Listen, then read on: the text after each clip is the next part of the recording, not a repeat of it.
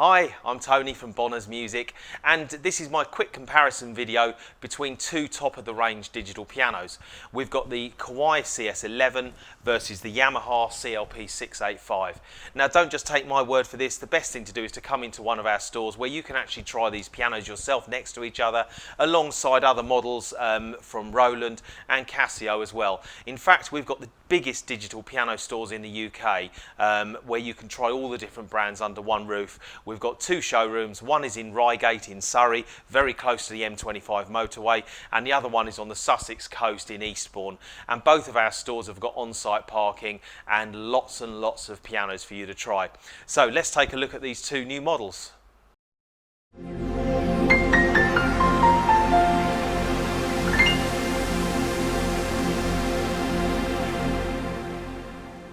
Right, so firstly, it's very important to understand that I'm not going to be going in depth with all of the specifications and features on each individual model. This is a very quick video, and really what I want to do is just compare the piano sounds of both instruments and also just draw your attention to a few of the unique features of each piano.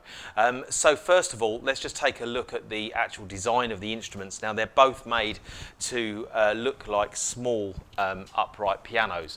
But what I like about the Kawai model in particular is that the control panel is hidden.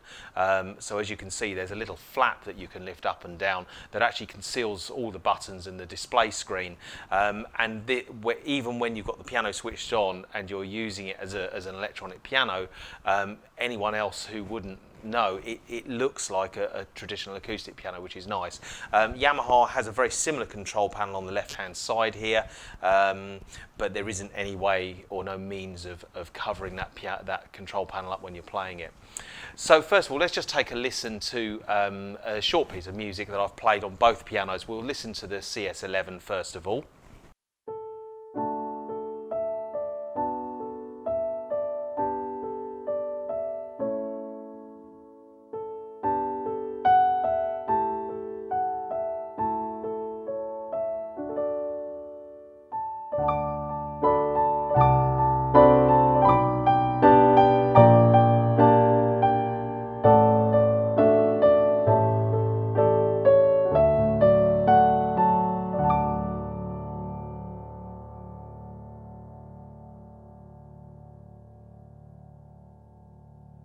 And now here's the same piece of music played on the CLP685.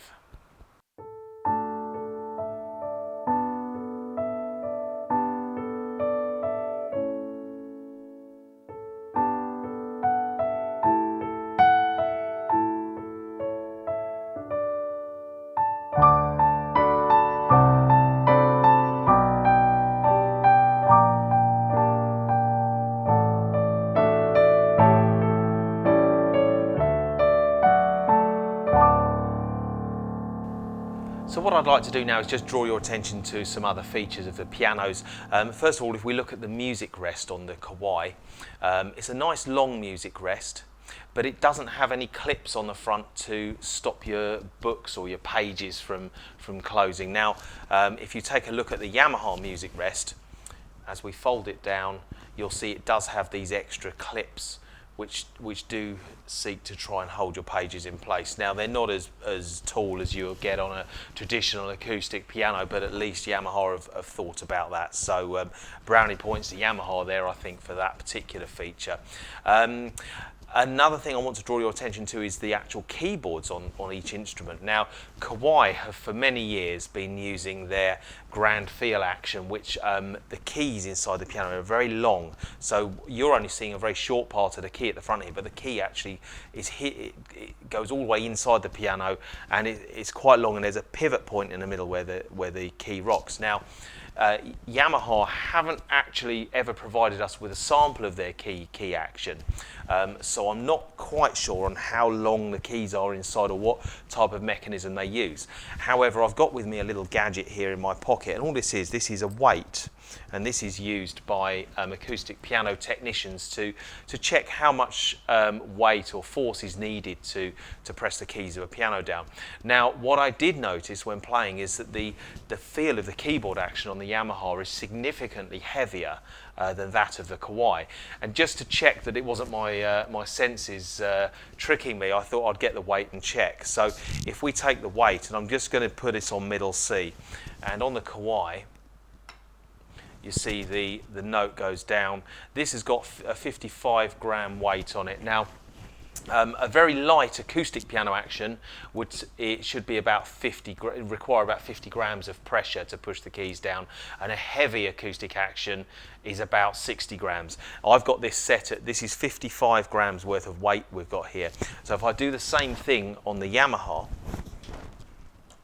see the key hardly moves. In fact, it doesn't really move at all unless I really drop that weight on it, and even then it's only a very small amount. So I was right, the Yamaha key action is much heavier than that of the Kawai. So if you can't choose between the sound of the two pianos, then I really would suggest that you try playing both pianos next to each other and see which one feels right for you, because there is quite a difference in the feel of the keyboard. Let's have a listen to another piece of music now. Again, a very, very short extract of a piece of music I'm playing for you, just to give you an idea of the tonal contrast between the two pianos. So first of all, let's have a listen to the Kawai CS11.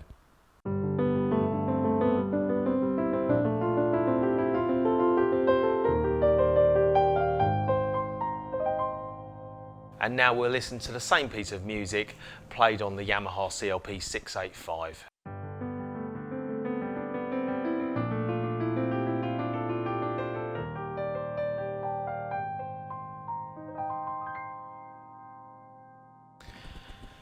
Okay, so just going to draw your attention now to the speaker systems that are in both of these instruments. First of all, with Yamaha, and this is the first time they've done this in one of their musical instruments, I believe, is the actual speaker system itself is very, very powerful. It's got a really good, strong, vibrant speaker system in it.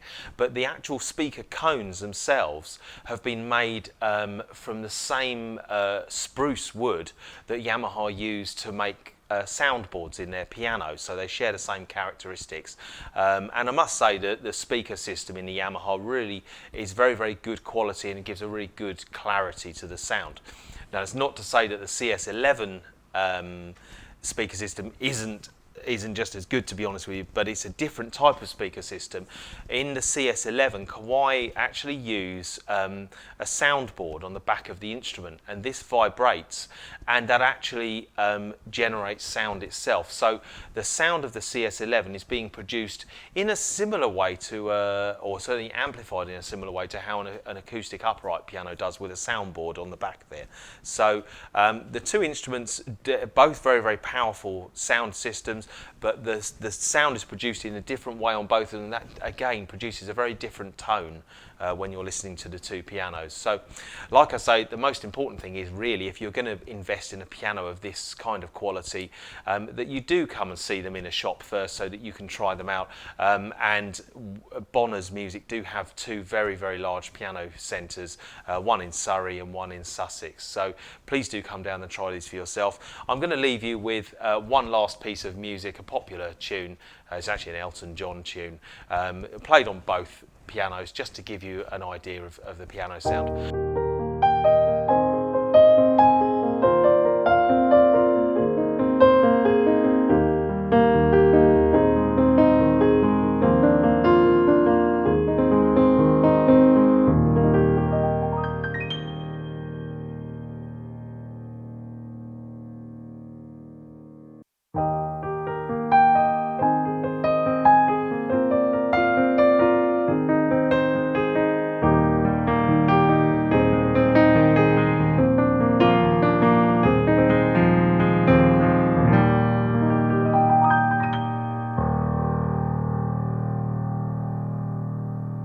So thanks very much for watching this short comparison movie, and please do come to our stores to try these pianos out for yourself, and you can also compare with other models from different manufacturers such as Roland and Casio.